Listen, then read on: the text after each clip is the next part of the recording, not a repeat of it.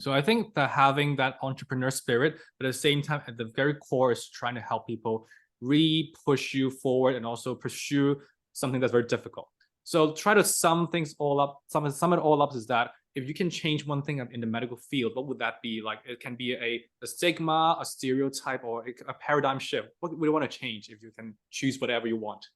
Okay. So one thing I'd say, I would change undergraduate training, because Okay. I think we're still too focused on basic sciences. And I know there's a lot of things to learn in medicine when you're an undergrad, but I think that we don't learn stuff about technology, True. about how technology can affect you as a doctor. And if you do not leverage on it now, whether it's through data science, big data, AI, cell therapy, gene therapy. I mean, you learn.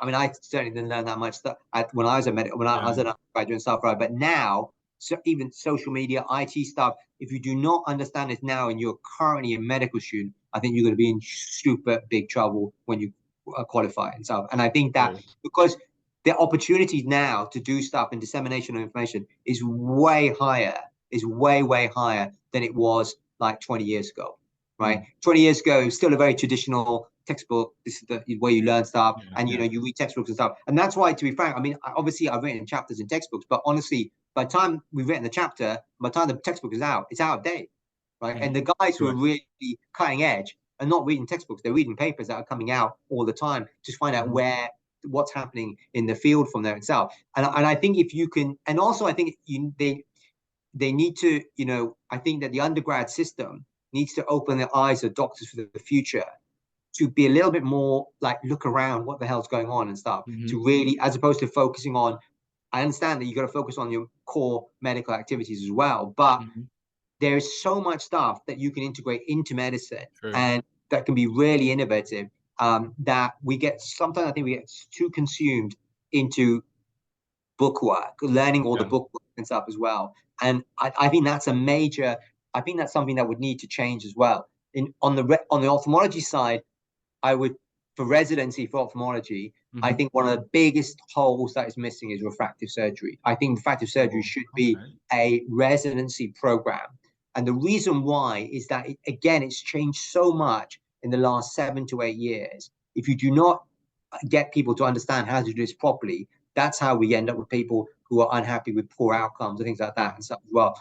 And there isn't any. I can tell you now, everybody learns refractive surgery as a fellow, or after like that itself. There is no program that has it in the residency training, but I think it really should be as part of a standard residency training and stuff as well. And I think that if you train people or you give them an opportunity for education and stuff.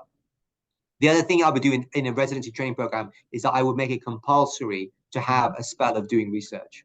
Oh, well, it's not compulsory in Singapore right now. No, it's not compulsory in any residency program that I know and stuff, but I would make it compulsory. The reason why is that even if you're not going to be a clinician scientist or clinician researcher, right, it doesn't matter.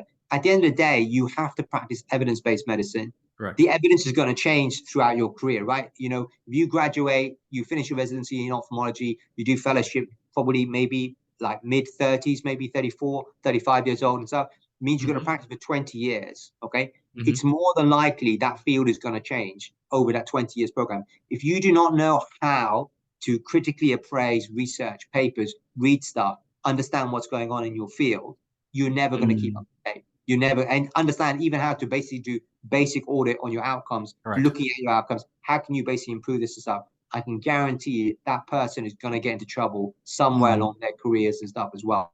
And I think that I'm not saying that everybody who will do that will go on to be like superstar clinician researchers, but some of them will. The majority will not, but the majority that do not, at least they understand the basics of basically doing good research, and understand how to read a paper, understand how to critically appraise a paper. And I think that's really taught badly, and I think that's vital for most of us, most of our practices and stuff. Yeah, even for undergraduate studies in Hong Kong, doing research is not compulsory at all. I had to reach out to professors for a chance to do research, because we graduate and then we think about, we guarantee a spot in the medical system, so we don't need to do too much. But the downside, as you said, is that the research component, even just to analyze the data from research and stuff, we don't have the skills to do it. We have to learn it ourselves during residency training. Yeah, so I think actually I read in another interview that you have done is that you're mentioning designing goggles with the Leica, with VR, heads-up display. It's kind of VR, AR technology. How do you think can it apply to the clinical practice on a surgery perspective?